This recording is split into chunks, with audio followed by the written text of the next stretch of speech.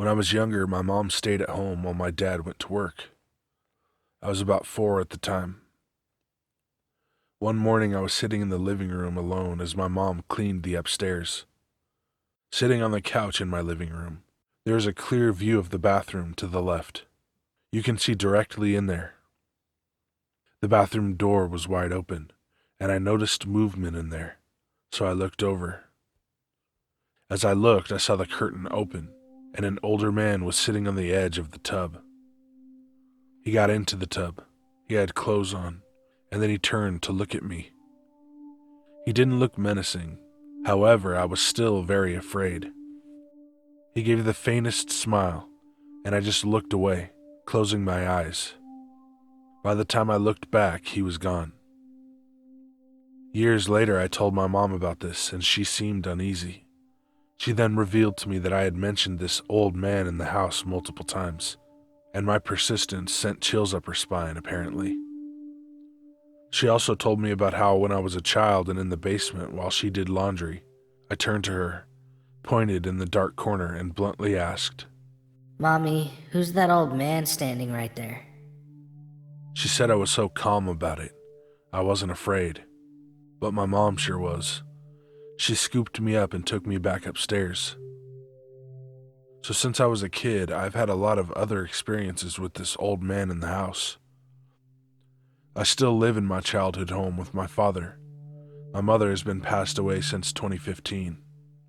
I've had dreams of him, felt his presence, and had strange, unexplained things happen. And I hope you enjoyed my story.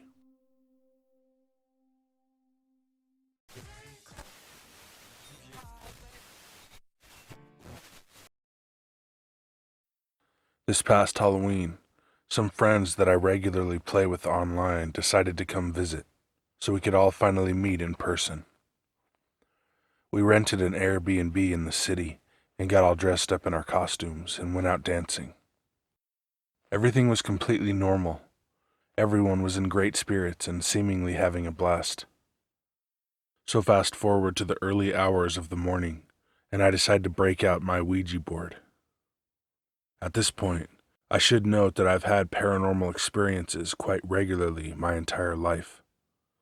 The more minute things being like sensing what I call bad juju in certain areas of buildings, or feeling a presence that makes my blood run cold, and the more serious being hearing and seeing actual apparitions, or having visions of things before they happen.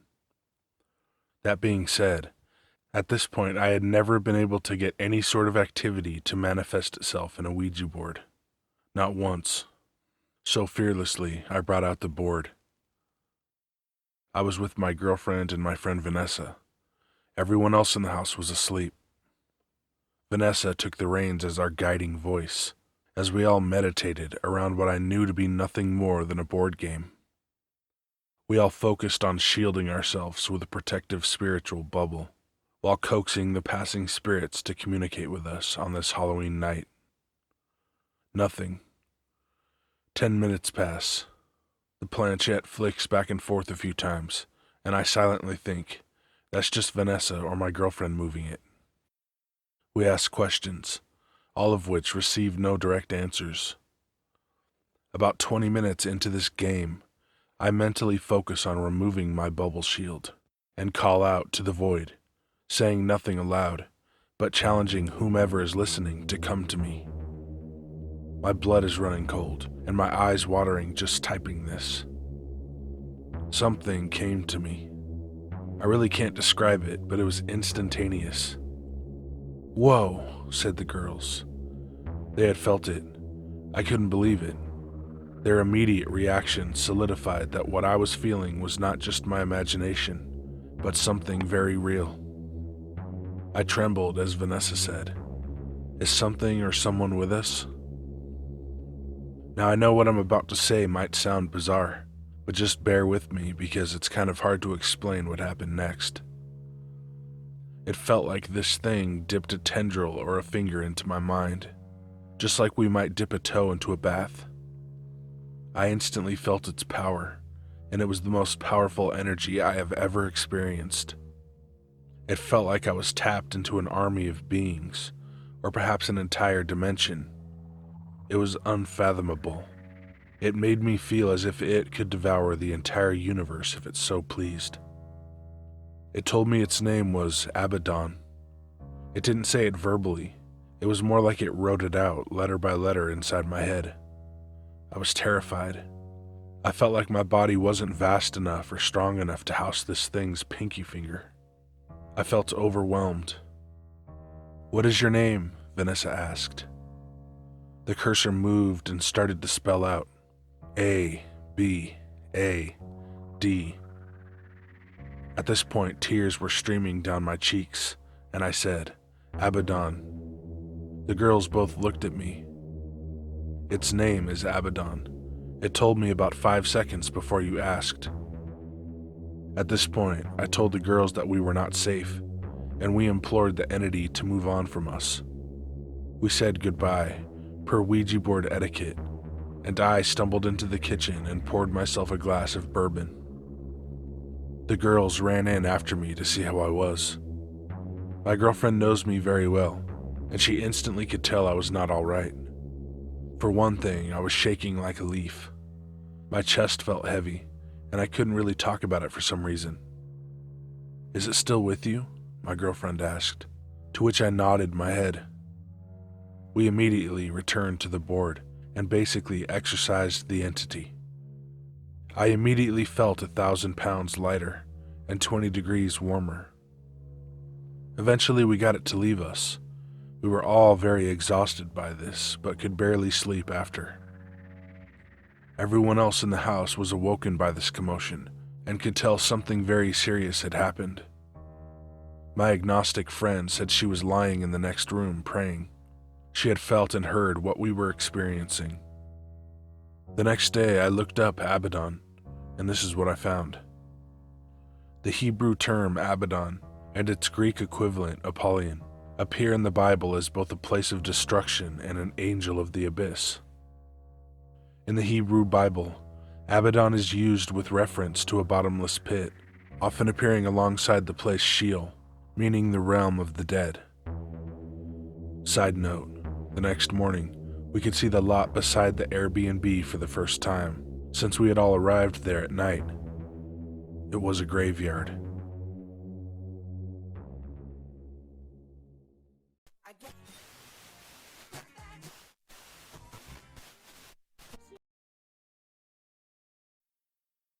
Hello all. I am posting this as to not clog up an Ask Reddit post. What's your creepiest glitch in the Matrix or unexplainable thing that's ever happened to you? I posted a brief story, and others wanted to hear the whole thing with details, so here it is. I will not be using real names or locations for this, as it is still an open cold case ongoing investigation. However, I will say this happened in the northeast of the United States. Myself and my best friend John were young Boy Scouts, and we really enjoyed camping. Working toward our merit badges, we had to camp some distance away from others, without a tent, and minimum supplies. A .22 rifle, handheld CB radio, a small amount of rope, and knives. One of the knives was one of those that had a compass and fishing supplies in the handle. We spoke with our parents about camping on a local mountain. They agreed, and we were off. We walked down some abandoned railroad tracks for about 4 miles and hiked to the top of the mountain, where there was a clearing. You could see the clearing from John's front porch. Our fathers joked about how they could see any fire up there using binoculars, and they wanted to see a fire burning all night. During our hike, there was nothing out of the ordinary. We spent a lot of time on the mountain, and we used old logging roads halfway up before taking small trails to get to the clearing. On the way up, we passed a young couple in their 20s or so. We waved to them, but did not speak to them. Around 3 p.m., we reached the clearing, and we started constructing a small lean-to and building a fire. The area we were in was wide open with little to no trees, lots of stones and huge boulder rocks. The huge boulders were a landmark for our parents, as you could see them from everywhere. For the next few hours, nothing happened. We checked in on the CB radio every 2.5 hours, though. We used the local firefighter channel on the CB radio. This channel was an off channel the local fire department used to chat about off-topic stuff, like NHL games and fart jokes. Every time we checked in, about 20 people would respond jokingly, but it was an awesome sense of security. Nothing out of the ordinary happened until around 11 p.m. The only reason I knew what time it was because we had to check in within 30 minutes. We were sitting around our fire talking and joking about who was going to call on the CB this time. That is when we heard a loud, booming noise. It was not a gun. It did not sound like that. This was a long 10-second boom that reverberated on itself, and the ground vibrated softly. We looked at each other, and I said, "The fuck was that?" John got this huge smile on his face and made a joke. "I farted." We laughed, and I pointed towards some large boulders where the sound seemed to come from, and said, "Your ass is over there then." John was always fearless. He got up and continued to make jokes as he walked over toward the boulders. He just got out of firelight, and I could hardly make out his silhouette on the night sky. I remember his exact words. "Here, ass. Come here, ass. You be..."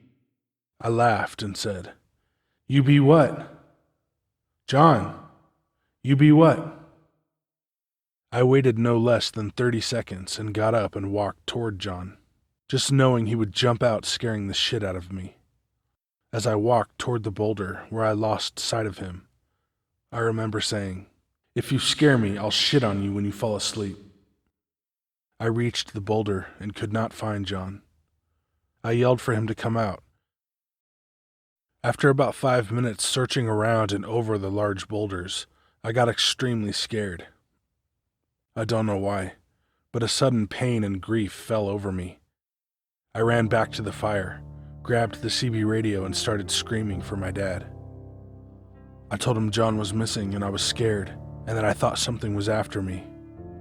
To this day, I don't know why I instinctively started screaming into the radio. Thinking about it all these years, it was only 5 minutes since I saw him last, but I felt so scared. So many people on the radio responded, "We're on our way. Keep the fire going so we can find you."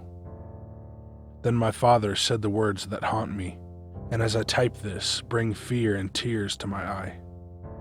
"Brian, grab your rifle, put your back to the tallest rock, and shoot anything that does not have a flashlight." To this day, I do not know why he said that. He never would tell me, and he took why he said it to his grave. I did as I was told. I dropped the radio and grabbed the .22 rifle and put my back to a rock, still within the light of the fire. It felt like a lifetime, but it was only 20 minutes after my dad said what he said that half the law enforcement and fire department showed up. I remember from where I was standing, I could see the headlights and flashing lights of the emergency vehicles coming toward the mountain, up the old logging trail and toward me. As they pulled up, everyone was yelling, "Don't shoot! We are here! Don't shoot!" There were around 50 people that night that came to my cries, and they wasted no time searching for John. No one could find him, or any sign of where he went. The only thing that we found was the large knife that had the accessories in the handle, and the flashlight on top of the boulder where John went missing. This was odd because these were in the lean-to with other leftover things. They searched for 3 days. I was interviewed by everyone in law enforcement, and then I was interviewed by the FBI. They even interviewed the young couple we saw. They were woken up by all the vehicles and emergency sirens. When the FBI got involved, they took my .22 rifle and had it checked to see if I had recently shot it. I had not. They took the knives and checked them over too. They even took my clothing. They brought me back up to the mountain and had me reenact the whole night. I remember they called me a murderer and said they knew I killed him and I was going to jail forever. I was fucking 11 years old, and this went on for a year. I used to go over to John's house and speak with his father and mother every day, asking if he came home yet. I remember the first time his mom said to me, "Where is my baby? What did you do?" She would ask this a lot. She would come over to my house and sit in the driveway, and I would walk out, and she'd roll down the window and say that in a soft voice. John's dad, on the other hand, was the opposite. He would talk to me and was always super nice. He still is to this day. I call him every time I think of John. Even now, he never says anything out of the way toward me. John's mother passed some time ago. From what I was told, her last words were, "Ask him where my baby is." And what's crazy is even up until today, no sign ever showed up of John. No body, no clothing, nothing. It haunts me. I have nightmares of that night. I'm always writing down what happens in these nightmares in a journal, hoping I would write something that I had forgotten. But it's almost always the same. Nothing new. The mountain where all this happened now has loads of houses on it. They started building the houses there in the late 90s. I remember going with John's father one weekend and we searched the area when they were clearing the trees, but we found nothing. What really messes with my head is that I just watched Missing 411. Why is it happening? This experience has affected me in so many ways, and it will haunt me until the end. I called John's father and asked if I could post this. I will answer any questions, except about our identities.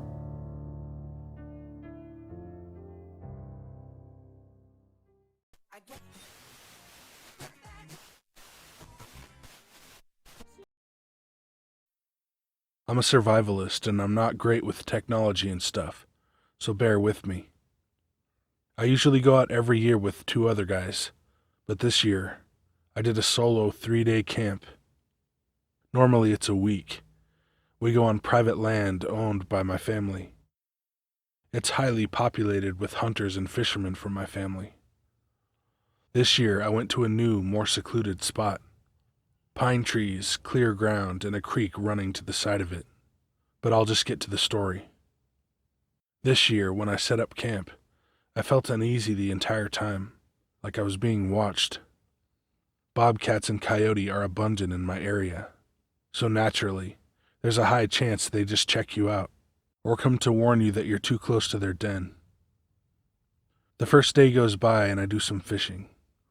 I set a few natural deadfall traps and explore my area for food sources. As I gather things and explore, I hear someone talking just out of earshot. At this point, I don't know exactly where the property line is. Where I am is about 3 miles into deep woods. I have my pack and a 4-wheeler in case of emergency. I couldn't make out what was being said, but it was clearly someone talking. So that night, I slept in a deer stand, like a treehouse with a sliding window. While I was asleep, someone knocked on the door. No one should be in this area. I grabbed my handgun and cocked it. The knocking stopped, and I stayed up until daylight. Once the sun came out, I looked around from the window. The entrance was at the top of a ladder that was not easy to get to. I went outside and checked on the stuff I had and the 4-wheeler. I called my grandparents to let them know what had happened and how long they should expect me to be there. I looked around for tracks or any sign of a person in the area.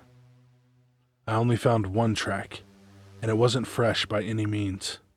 So I talked to family members and we took a look around. The second night, my cousin decided to stay out with me. We did some coyote hunting and saw nothing, but he kept talking about a weird feeling.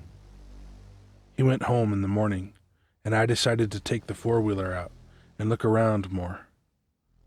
We've never had a trespassing problem, ever, and I found nothing once again. The third and final night, I set a trail cam up on the bottom of the deer stand, and the knocking happened again. so I decided to say something, hoping to scare them off. I asked who it was, and they said Josh, which is my cousin's name. I played along and asked what he needed.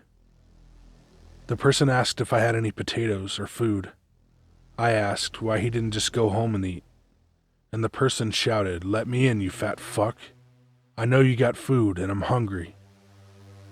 I went silent and held my gun close. I told them to leave and I wouldn't call the game warden. I would forget about it and just be on my way in the morning. A few minutes later, I heard the four-wheeler being messed with, so I set off a panic alarm that it has, which was a Bluetooth speaker connected to my phone. I then heard what sounded like trees being knocked over, so I turned it off and just sat there. It was 4 a.m., just a few more hours till daylight. Daylight came, and I exited the deer stand with extreme caution.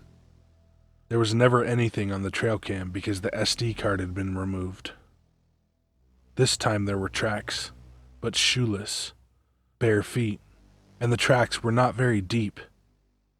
This means that whoever it was had the weight of a child and the feet of an adult. 2 months later, the deer stand was burnt down. We had cameras up, but they captured nothing. Each of the 6 cameras were completely blank without explanation. I've went out with a few people to look around the area where I thought the voice from the first day was coming from. There was a small camp set up, or at least what was a small camp. The only thing I found was a small piece of paper inside a plastic bag, which read, "Maybe next time." It was old and had gotten wet. I looked around a little bit more in the area, but I never did find out what was going on. People have told me stories about seeing someone on their land, but didn't get anything on trail cams, and there were no tracks, no sign of anyone. Can someone please help me find out what's going on? I'm from Southeast Ohio, and hopefully posting my story here was the right thing to do.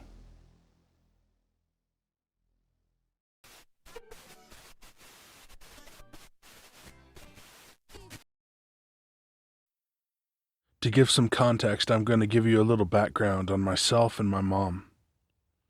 My mom had me at 18 and was swiftly kicked out of my grandparents' house.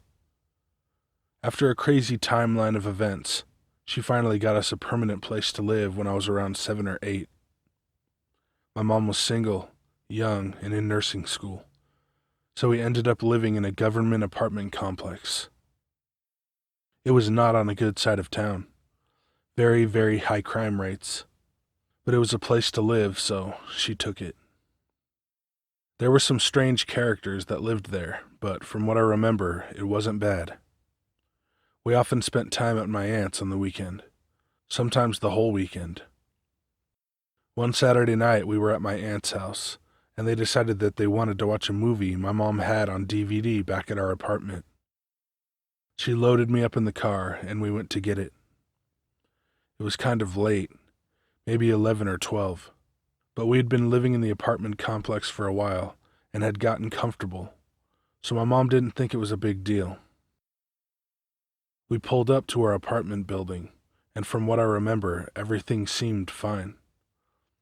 I remember it all very vividly. My mom was in a great mood and was singing along to Beyoncé on the radio. When we parked, she told me not to get out of the car and to lock the doors. I guess she didn't think leaving me would be a big deal since she'd only be gone a couple of minutes. She walked up to the door, and I immediately noticed her face had turned white as a ghost. She stood for a couple of seconds, and then took off running back to our car. She got in and slammed the door.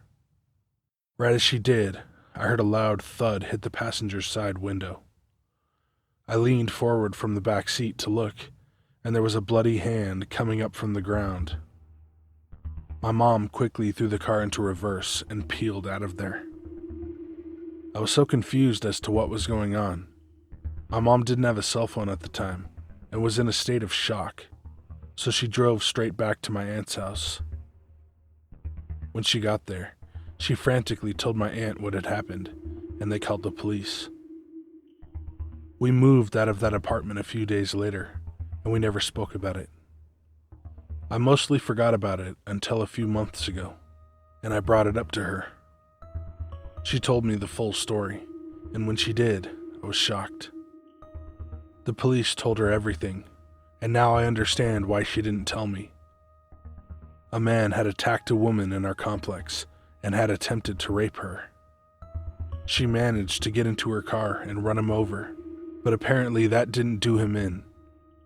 She thought it had, so she stopped to call the police, and when she did, he managed to get into her car and stabbed her several times. She ran from him and was knocking on doors trying to get help. He collapsed in the parking lot from injuries sustained from being ran over. The reason my mother turned white as a ghost at the sight of our door was because it was our door she had knocked at for help. She was slumped on the ground, and our door was covered in blood. The man had passed out right next to where my mother ended up parking. I don't know how she missed him when she parked, but she did, and it was him slapping on our window.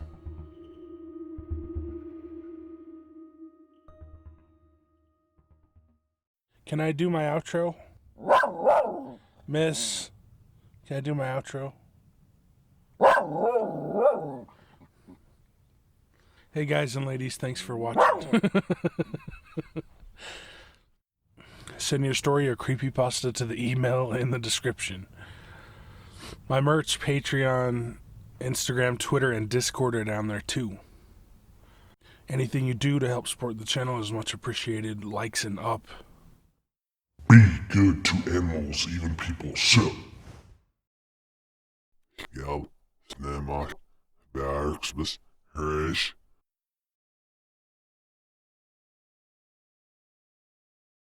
Okay, now shut your goddamn mouth. All right.